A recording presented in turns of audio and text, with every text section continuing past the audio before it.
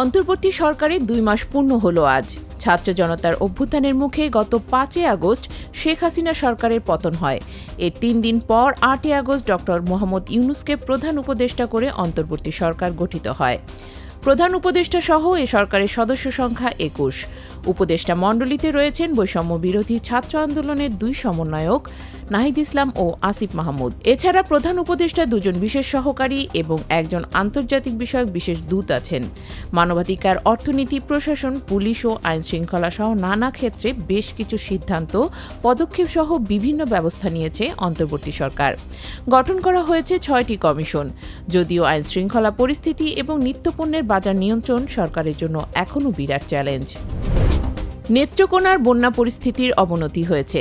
সোমেশ্বরী নদীর পানি কমলেও উদ্দাখালী নদীর পানি বইছে বিপদসীমার উপর দিয়ে। বেড়েছে কংস নদীর পানিও। এতে প্লাবিত হচ্ছে নতুন নতুন এলাকা। দুর্গাপুর, কলমাকান্দ সহ ৫ উপজেলার ১.৫ শতাধিক গ্রামে পানিবন্দী হয়ে আছেন লক্ষাধিক মানুষ।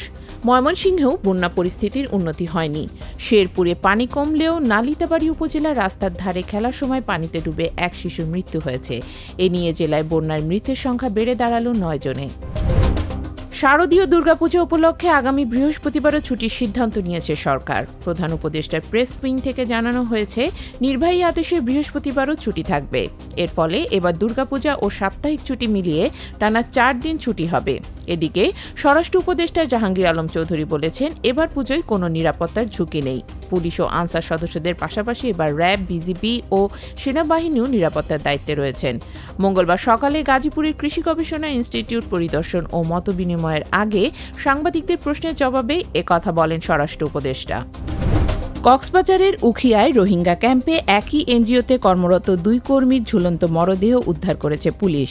মঙ্গলবার সকালে উখিয়া উপজেলা সদরের ২টি বাসা থেকে তাদের মরদেহ উদ্ধার করা হয়। পুলিশ বলছে, প্রাথমিকভাবে ২টি ঘটনাকেই আত্মহত্যা বলে ধারণা করা হলেও মৃত্যুর রহস্য উদ্ঘাটনের কাজ চলছে। যাদের মৃতদেহ উদ্ধার করা হয়েছে তাদের একজন মেহেরাব হোসেন। তার বাড়ি পটুয়াখালী বাওয়াল উপজেলার মাছপাড়া এলাকায়। তরুণীর নাম পপি দেব। তার বাড়ি হবিগঞ্জের নবীগঞ্জ উপজেলার কসবা এলাকায়। তারা দুজনই বেসরকারি সংস্থা RTM ইন্টারন্যাশনালে কাজ করতেন। উত্তর ইসরায়েলের সামরিক ও বেসামরিক স্থাপনাগুলো লক্ষ্য করে একদিনে ১৭৫টি রকেট হামলা চালিয়েছে লেবানন ভিত্তিক সশস্ত্র গোষ্ঠী হিজবুল্লাহ। রবিবার মধ্যরাত থেকে সোমবার মধ্যরাত পর্যন্ত ২৪ ঘণ্টায় এসব রকেট ছোড়া হয়। যদিও অধিকাংশ রকেট আকাশেই ধ্বংস করতে সক্ষম হয় ইসরায়েলি প্রতিরক্ষা বাহিনী। গাজায় ইসরায়েলি বাহিনীর অভিযানে ১ বছর পূর্ণ হওয়ার পর ৭ অক্টোবর থেকে হামাস ও তেল আবিবকে লক্ষ্য করে রকেট হামলা শুরু করেছে। ইরান সমর্থিত হিজবুল্লাহকে ধ্বংস করতে ইসরায়েল গত ২৩ সেপ্টেম্বর থেকে দক্ষিণ লেবাননে অভিযান শুরু করে। এই অভিযানে গত প্রায় ২ সপ্তাহে ১,২৫১ জন নিহত এবং ৩,৬১৮ জন আহত হয়েছেন।